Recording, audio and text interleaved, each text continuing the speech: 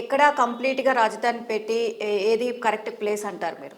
లోగడ శివరామకృష్ణ కమిటీ అని దొన్న దొనకొండ అండి, అది ఇచ్చిందండి. అంటే ప్రకాశం డిస్ట్రిక్ట్ అది. అంటే ఆ ఏరియా అయితే మాత్రం బాగుంటుందండి. కానీ అక్కడ వాటర్ సదుపాయం అంటే వాటర్ తక్కువగా ఉంది, అక్కడికి వాటర్ వెళ్ళదని ఆ రోజుల్లో దానికి ఒక మైనస్ రాశారు.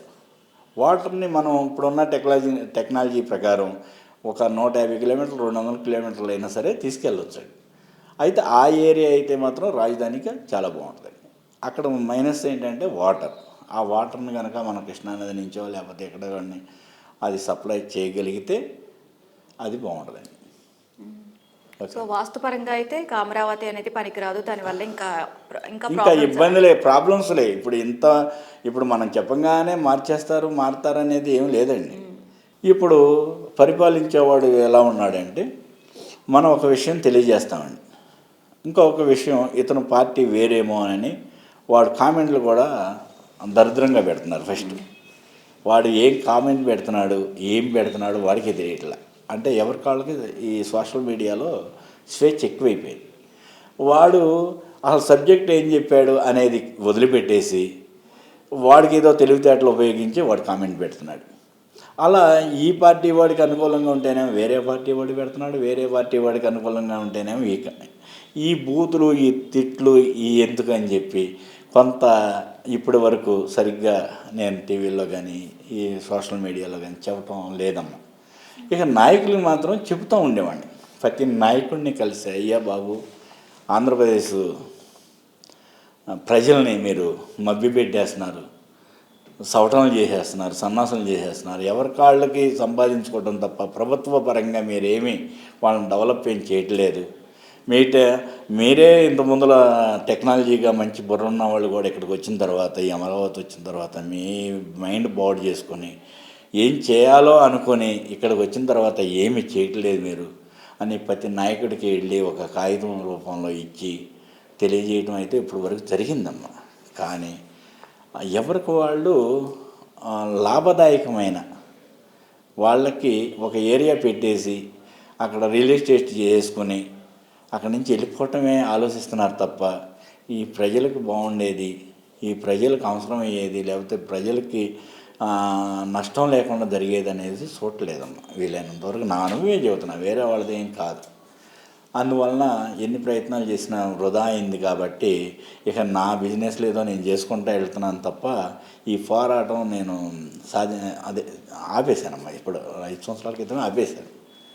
సరే, మళ్ళీ ఏదో మీడియా ద్వారా మళ్ళీ చెబుదామన్న ఉద్దేశంతో ఇప్పుడు చెప్పడమే తప్ప ఈ ఎంతమంది నాయకులకి చెప్పినా వాళ్ళకి అర్థం కాదు.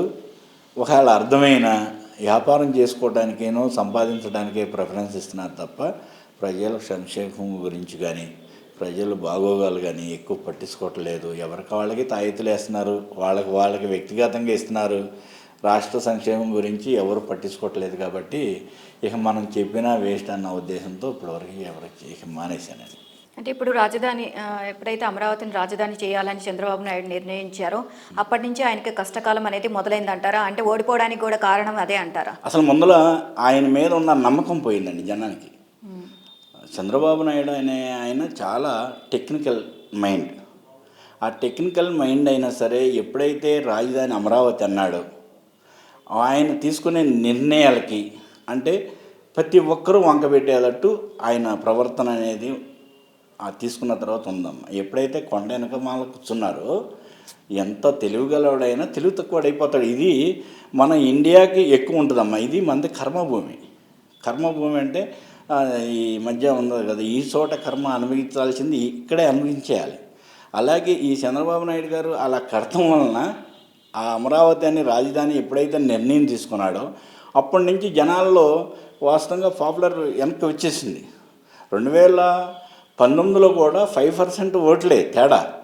కానీ 5% ఓట్ బ్యాంకింగ్ కూడా 2023 వచ్చేటోడికి లేదు. ఇప్పుడు మళ్ళీ ఏదో అంటున్నారు కానీ ఏదైనా ఆ ఓటు బ్యాంకింగ్ అనేది ఈ వాస్తురీత్యా ఎక్కడైతే మనం ఉంటున్నామో అది బాగోకపోతే మీరు ఎంత సేవన్నా చేయండి, జనం మర్చిపోతారు. 100% అండి. దాంట్లో వాస్తు బాగుంటేనేనండి ఇల్లుకైనా ఆఫీస్కైనా ఇంకొక స్టూడియోకైనా లేకపోతే దేనికైనా వాస్తు బాగోకపోతే మళ్ళీ అది బ్యాక్ వెళ్ళిపోద్ది. వెంటనే ఇవి ఎక్కడి నుంచో తెచ్చిన సొమ్మంతా కూడా అది వృధా పాలండి. మట్టిలో పోసేస్తాం కదండి, మట్టిలో పోసినట్టే. అందువల్ల వాస్తు బాగుంటేనే, అందుకని మేము మా ప్రోగ్రాం కూడా హ్యాపీ హోమ్ డిజైర్ లైఫ్. ఇల్లు గనక హ్యాపీగా మంచిగా కట్టుకుంటే లైఫ్ని డిజైర్ చేసుకోవచ్చు, మన చేతుల్లో ఉంటుంది. అప్పుడు మనం ఇల్లు కనుక సరిగ్గా కట్టుకోకపోతే అసలు ఒక అన్నదమ్ములకి లేకపోతే ఆ బంధురికానికి ఎవరికి వాల్యూ ఉండదండి. బోల్డ్ లైఫ్లో నేను ఎక్కడైనా సరే చూపించి, అంటే నాతో జర్నీ చేసే వాళ్ళకి చూపించి, అంటే ఫ్యాక్ట్ మనం చెప్పేది ఎప్పుడు కూడా తెలియజేసేటట్టే ఉంటుందండి. చూపించి నిరూపించేటట్టే ఉంటుంది. నిరూపించకుండా ఏది ఉండదండి. దీన్ని ఏమంటారు, అసత్య ప్రచారాలు అంటారు కదండి, అలా చేయటం అనేది ఉండదు.